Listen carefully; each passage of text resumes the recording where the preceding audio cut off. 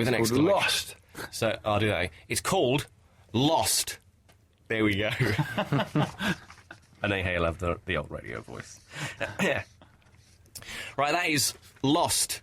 Back my head on the microphone. That is Lost from Coldplay's new album, Viva La Vida, which is out on Thursday. I don't know why they put it out on Thursday, but that's when you can buy it. It was your idea, Ben. I thought we established that. It's a seminal album. It's your seminal album. You can't get much bigger. It's not a Semolina album. You can't get much bigger. I'm just going to carry on. I'm going to ignore it. Fade him down. You can't get much bigger. You can't get much better than this. So where do you go from now? We're at Tesco's. Where do we go from now? Ben, I really love you because you're making us feel good and we haven't had the best of days. So we're just going to sit here and lap it all up. We can't get much bigger, we can't get much better. How many bands well, no, hear come that? on, for God's sake. I mean, look at the facts, my friend. Yeah, okay? yeah. You're a great band. You're a fantastic band. This album is good. Everything you've done in the past is good. I'm asking you honestly, where do you think you can go from here on in? However good you get in 2008, you still got to chase Bob Dylan and the Beatles and U2. And so however good you think you are, or people say you are, or bad you say you are, you're always miles away. You're always miles away from... And that's only pop music and rock music, you know. We haven't even started on, like, the great hip-hop artists and then the great classical artists. I mean, whenever you get a little big-headed, you can put a record on of something and be put right back to the beginning. And that's what keeps us going.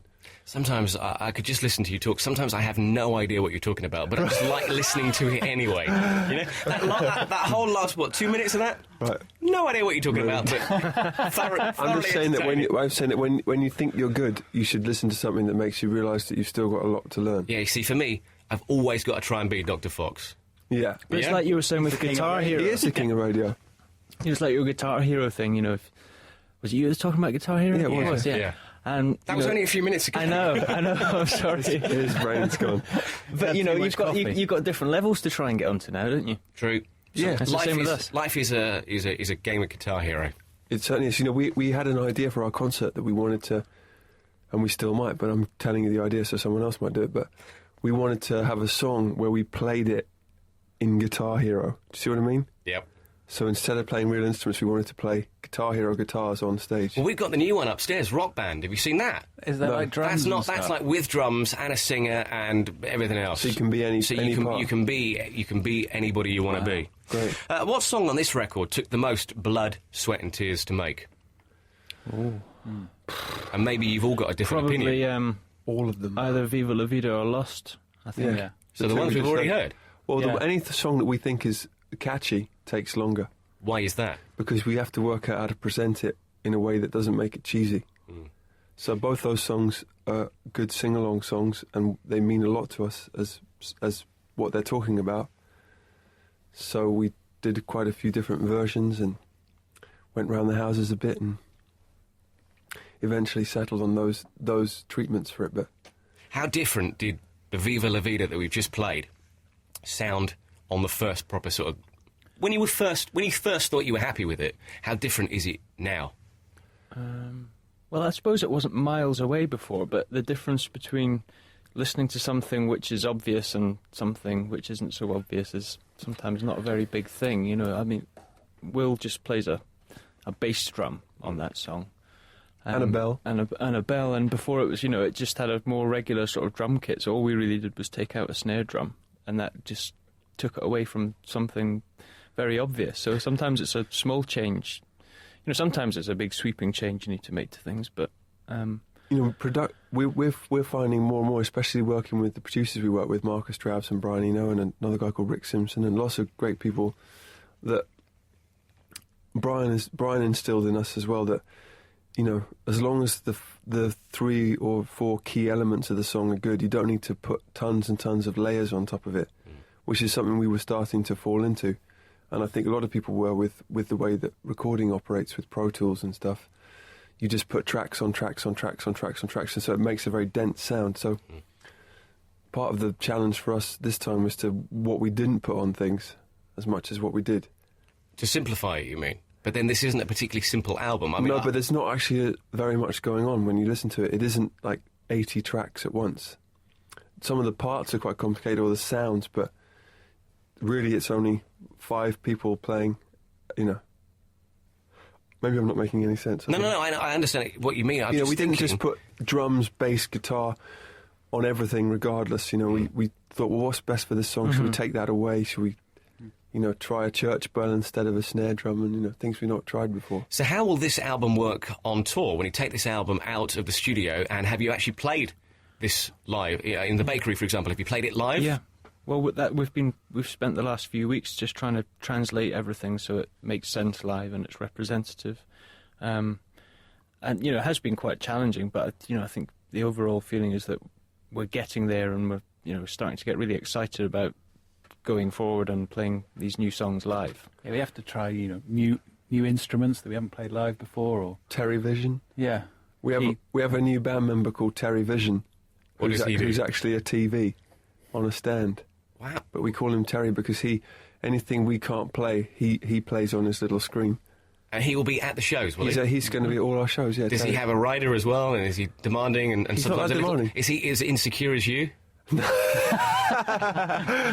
Yeah. Thank God he's not here today. He's worried that most VHSs won't want to work with him. But we have him on a stand, like in French class at my school. I think most schools have that sort of TV stand that on one pole that they wheel between classrooms. Yeah, so that's what Terry looks like. You could also have an OHP on it as well. Is that? Yeah, exactly. So that's what we have. I miss OHPs, and PowerPoint is just... PowerPoint has ruined OHPs. It's true. Yeah. Disastrous.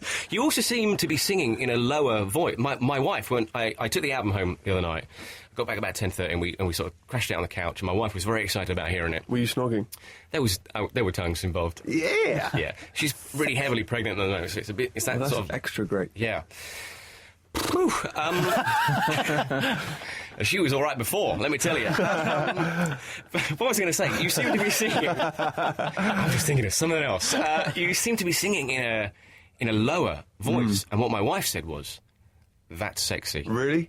She liked it a lot. Oh, that's great. I mean, she's always thought you were pretty but sexy. She's pretty hormonal because she's pregnant. So she'd probably go for anybody. But the voice is lower. Why go for the lower voice? Lost. Is it Lost or Yes? Yeah, that's very low, yeah. Well, if you want the honest answer, it's because I just thought it'd be fun to try it. Is your quite voice... a boring answer. Well, your voice is as much an instrument as any other part of the band. And it's hard, I think, when you're an established band... I'm sorry for talking so much. It's hard. The more that you become well known as a band, the less easy it is to be original with the singing because everybody knows what it's going to sound like. So when a new band comes out, partly what people are responding to is the fact that they've never heard that human voice before. Unless you're someone like Amy Winehouse, people will never get tired of that voice because it's so brilliant. Somebody like me, it's good to try and change it up and try new things and go different places and sing about different things. Otherwise, people would just get fed up if you always sang the same way and the same thing. Well, fair play for trying it. Yeah. I think it works. I love it. I love it. I love singing low and I love shouting up high, which are the two things we've introduced. Bob Dylan virtually changed his voice every hour. Yeah, he did, yeah. Let's have a listen to this then. This is track 6. This is Yes from Viva La Vida. Coldplay are here, well, 3/4. Will just couldn't be bothered. This is... He's playing Guitar Hero. This is Yes.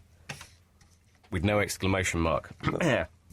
Right. It's funny because it did used to have an exclamation mark. Did it really? Yeah, and then Phil said you have to get... Do you know what we were talking about on the show last night? We were talking about why are brackets in songs the most pointless thing? Let's talk about that right now. Or we already talked about it? Well, we already talked about it the other night. Like, Simple Minds, Don't You Forget About Me. It's not Don't You Forget About Me. Green Day, Good Riddance. It's Good Riddance. Time of your life. Not, do you know what I mean? Wait, where are the brackets on those? Good Riddance. Because it's called... I mean, we call it on the radio Time of Your Life. But it's actually Time of Your Life in brackets Good Riddance. Or the other way around. I thought it was Good Riddance, Time of Your Life. You probably know more than I do. Anyway. What's the Don't You Forget About Me one? Simple Minds is Don't You, and then in brackets, Forget About Me. Really? Sweet Dreams, in brackets, are made of this. Really? Yeah. Do you think that's pointless? I think some brackets are... Well, I think it came from a time when people would sort of talk about songs from the main lines of the song, I guess. So they'd want people to know that was the song that they'd heard on the radio. True. The brains of the outfit, I can see. Yeah. And the looks. Well, I was going to say that. Do you know what? I've been on the... We'll talk about this in a second.